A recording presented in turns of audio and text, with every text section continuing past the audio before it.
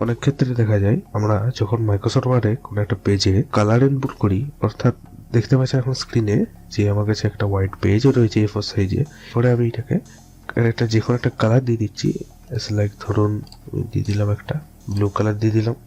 ওকে, এখানে আমি যখন স্ক্রিনে আছি এখন হোমে, তো হোমে দেখতে পাচ্ছেন আমি কোনো টাইপ করছি, লিখছি, কোনো অসুবিধা নেই।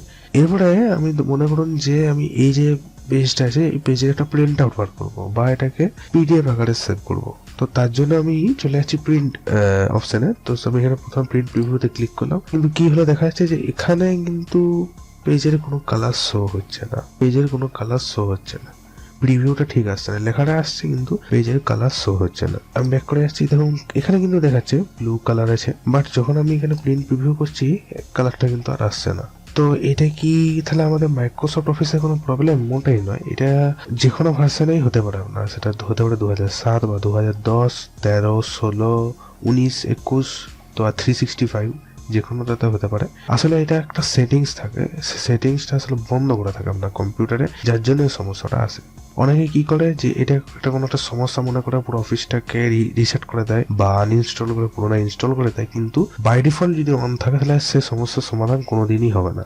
তো এই সেটিংসটা নিজে থেকে চালু করতে হবে, তাছাড়া কিন্তু বারবার যত আপনারা আনইনস্টল করে ইনস্টল করুন প্রবলেমটা কিন্তু থেকেই যাবে। তো সেটিংসটা কি জানতে হলে ভিডিওটিকে লাস্ট অবধি দেখবেন। ভিডিওটি ভালো লাগলে একটি লাইক করে দেবেন। চলুন ভিডিওটি শুরু করা যাক।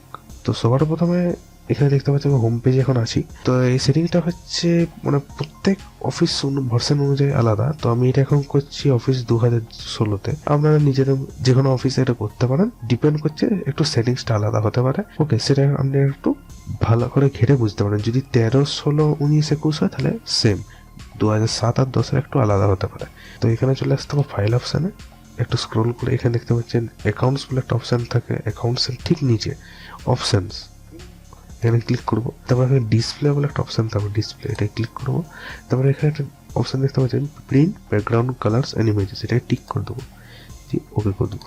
এবার আমি প্রিন্ট প্রিভিউতে ক্লিক করছি। তো দেখতে পাচ্ছেন বন্ধুরা এখানে আমাদের যে পেজের কালারটা আছে সেটা চলে এসছে। তো ভিডিওটা শর্ট, কিন্তু এই যদি সমস্যাটা অনেকের ক্ষেত্রে আছে, অনেকে অফিসে ভার্সনে আছে, তো অনেকে বলে যে আমার ভিডিওটা বানাতে, তার জন্য ভিডিওটা আমি বানিয়ে নিলাম। ভিডিওটা যদি ইনফরমেটিভ মনে হয় অবশ্যই লাইক করবেন, বন্ধু বান্ধবদের মধ্যে শেয়ার করবেন। যদি কারণ এরকম অফিসে প্রবলেম থাকে ছোট্ট সেটিংসটা করে নিলে আপনার কিন্তু প্রবলেম সলভ হয়ে যাবে। তো ভিডিওটি দেখার জন্য ধন্যবাদ।